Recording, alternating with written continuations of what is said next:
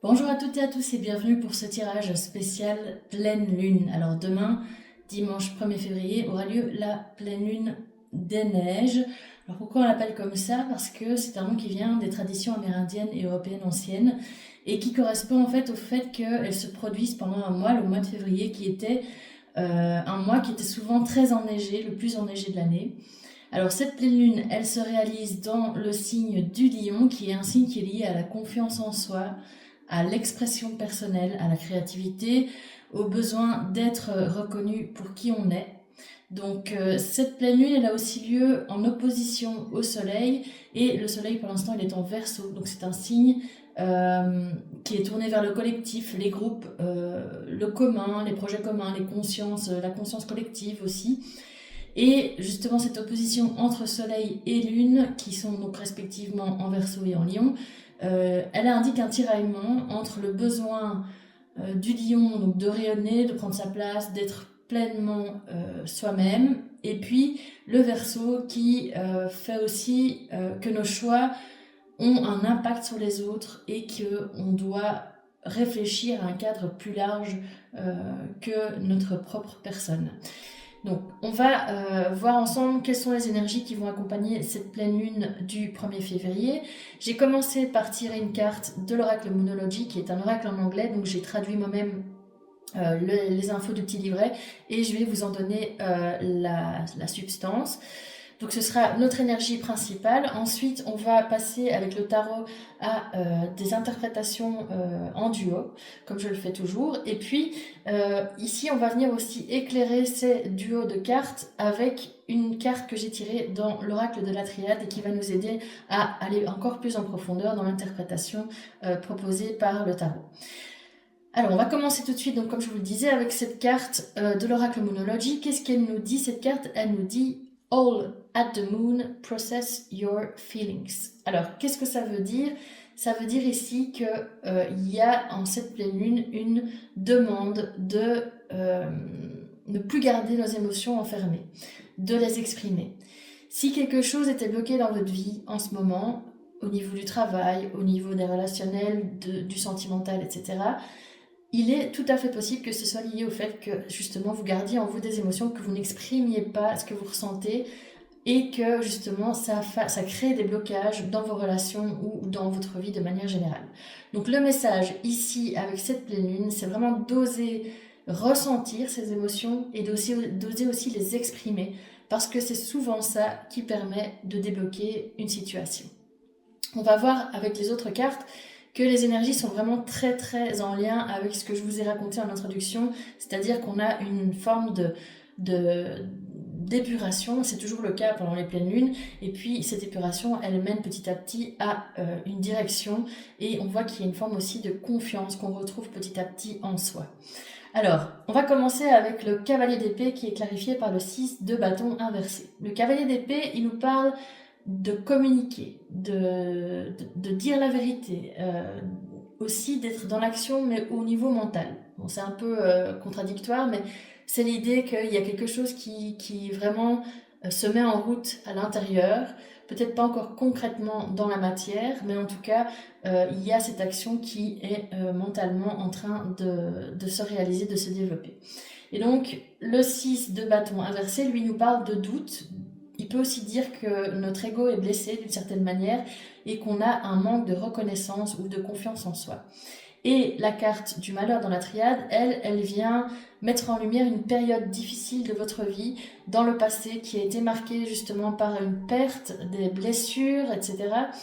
Une perte, ça peut aussi être une perte, vraiment un deuil, mais ça peut aussi, de manière un peu plus imagée, évoquer une séparation, etc. La perte, en tout cas, d'une relation qui était chère pour vous et qui a fait que votre confiance en vous, elle a été un peu érodée, un peu marquée.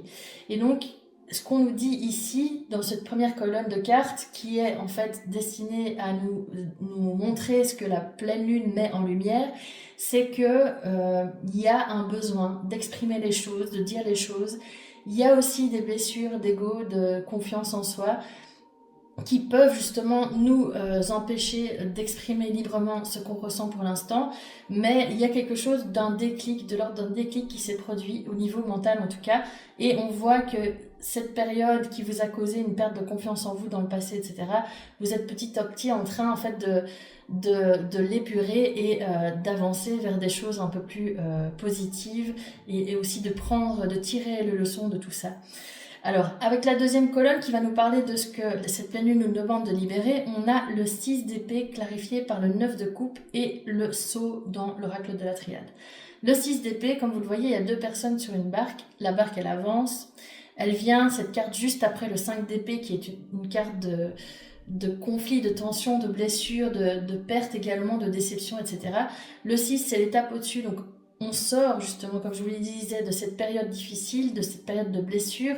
Bon, forcément, les blessures vont pas disparaître d'un instant à l'autre, mais en tout cas, c'est un processus qui est en cours et on voit que vous êtes dans cette forme de transition. C'est ça qui nous dit le 6 d'épée. Il y a une transition, on quitte le passé. Il y a aussi une forme d'apaisement mental. On se sent un peu plus, léger. Et puis, avec le 9 de coupe, on nous parle de désir affectif, d'idéal amoureux, de satisfaction personnelle. C'est vraiment une carte assez positive.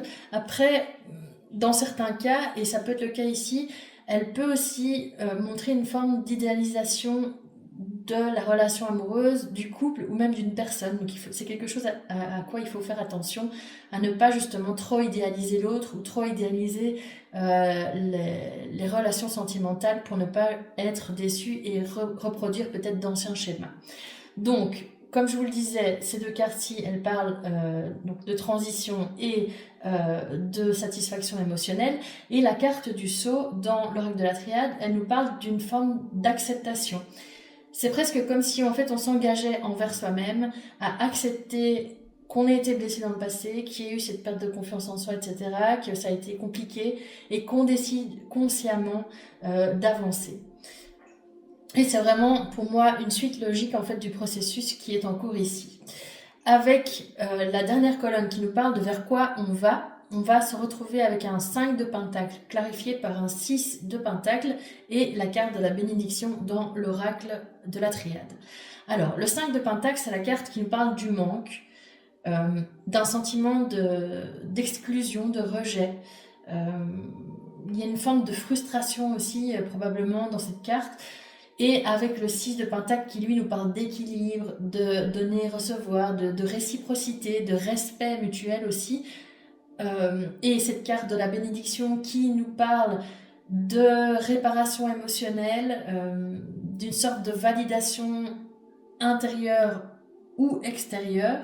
On voit qu'on sort d'une énergie en fait de manque, comme je vous le disais avec le 5, pour aller vers le 6, étape au-dessus de nouveau, comme ce 6 d'épée qui est au-dessus du 5, et qui montre que voilà, on se dirige petit à petit vers des relations plus équilibrées, des relations plus justes, et aussi une forme de respect de soi-même, parce que parfois on donne trop, ou voilà, on est dans une relation ou dans des schémas qui sont un peu toxiques, et ici c'est ce qu'on nous dit, c'est qu'il faut retrouver en fait, prendre conscience de toutes ces blessures, ces émotions, les exprimer, faire la coupure avec le passé, avancer, laisser tout ça derrière nous, et puis ici avec le 5 de pentacle aussi rééquilibrer, le 6 du coup, rééquilibrer nos relations et aller vers quelque chose de plus juste dans la réciprocité, dans le donner et le recevoir.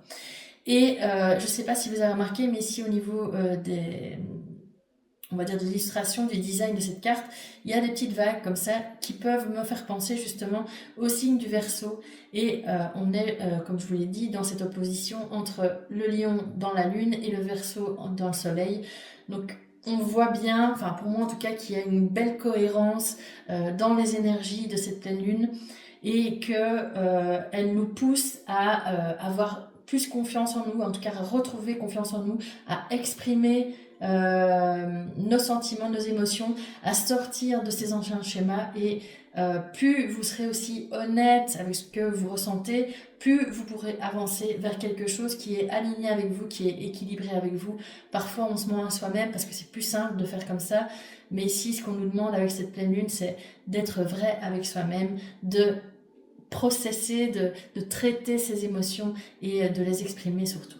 Alors, j'ai décidé de conclure ce tirage avec une petite carte, un petit mantra que je vais tirer dans le petit oracle de la lune pour vous.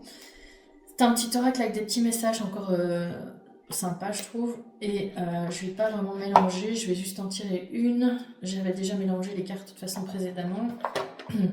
Pardon. Donc, je la mettrai après. Alors, qu'est-ce qu'elle nous dit cette carte? Elle nous parle de la nouvelle lune en Verseau. Tiens donc, c'est celle qui arrive justement. Dans l'éclat de l'inattendu, le génie s'épanouit. Sous cette lunaison, rêver au futur, semer les intentions novatrices et tisser des liens dans la toile invisible de l'entourage qui porte vos idéaux. Eh bien, voilà, pour moi c'est tout à fait ça. Elle nous invite à rêver au futur, cette lunaison, et elle sème de nouvelles intentions. En tout cas, il y a une forme d'épuration pour avancer vers quelque chose de plus juste, de plus aligné. Et ici, on voit bien que cette idée d'entourage, de collectif est aussi importante. Il y a un travail personnel, il y a un travail intérieur, mais il y a aussi un travail à faire plus globalement. Donc, comment, en tant que personne, on s'intègre dans un cadre plus large. Voilà, j'espère que cette guidance vous a plu et qu'elle a résonné en vous. Si c'est le cas, n'hésitez pas à la liker, à la commenter et puis surtout à vous abonner à ma chaîne pour recevoir les prochains messages.